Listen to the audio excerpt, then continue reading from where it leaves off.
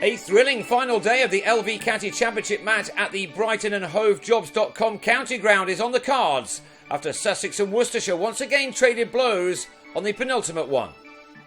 Sussex lost Luke Wells in the third morning second over, Charlie Morris finding the edge to let Alex Gidman finish the job off in the slips. On a gorgeous spring morning on the south coast, Ed Joyce was once again into his stride, pulling Jack Shantry for this six. The Irishman started the day well, and he needed to. His side had begun it 36 runs adrift of their opponents, and Joyce was able to see his side back into the lead with only the loss of Wells. There had been nothing to split these teams throughout this game. Matt Machin had opened up this intriguing contest with an electrifying 70-ball 100, and he was back in business in the second innings as a meaningful partnership between him and his captain was being developed for the second time in 3 days. Joyce is an extraordinary cricketer, and there have been few more consistent over the last few seasons in the county game. Once in, it was almost inevitable that he was going to get to a 50, one which duly arrived off 77 balls and not containing 6 fours and 1 6. Machin wasn't too far behind him. While his innings wasn't quite as explosive as his first in this match, it was still one filled with shots of assurance. Already you get the feeling that this could be the year that he comes of age as a cricketer. His 50 used up 67 balls, his 6th boundary taking him to his mark. Worcestershire would have been mightily relieved to end this partnership on the stroke of lunch, Machin on 55 giving Alexei Kavesi only his 3rd ever first-class wicket and his first in the county game.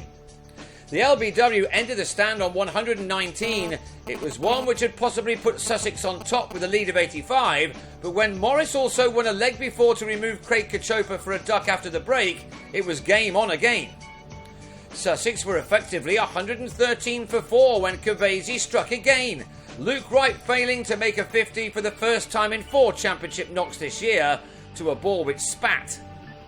Wright was gone for 21, leaving it to Joyce and new man Ben Brown to try to get their side as far ahead as possible in a match where the battle between bat and ball had been perfectly balanced throughout, making this an excellent contest. Perhaps Sussex were just moving ahead again when Kavesi struck for a 3rd time with a crucial wicket of Joyce, who edged to slip after making 82.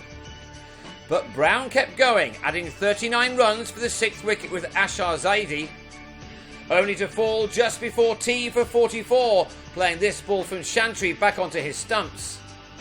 Ashar followed on the restart, and then Satitra Senanaika, not wanting to be outshone by part-timer Kavesi, found some turn and bounce to remove Steve McGoffin, with Sussex on 257 for 8 and leading by 213.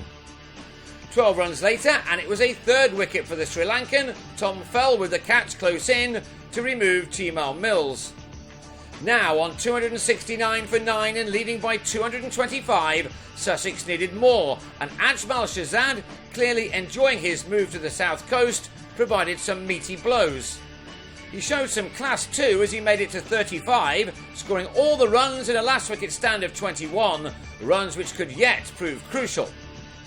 Shahzad got in a bit of a muddle to give Senanaika his 4th wicket for figures of 4 for 50. Sussex were all out for 290 in an innings which was filled with stops and starts. It left Worcestershire a target of 247, and it was vital that they lost as few wickets as possible in the 14 overs left on this day. First innings centurion Richard Oliver had a moment of fortune, but he was still there at the close with his captain and opening partner Darryl Mitchell, with 47 runs of the target knocked off. That means that Worcestershire go into the last day needing another 200 runs to win in the top flight for the first time since July 2012, and with all of their wickets in hand, but on a pitch where the spinners have had some joy.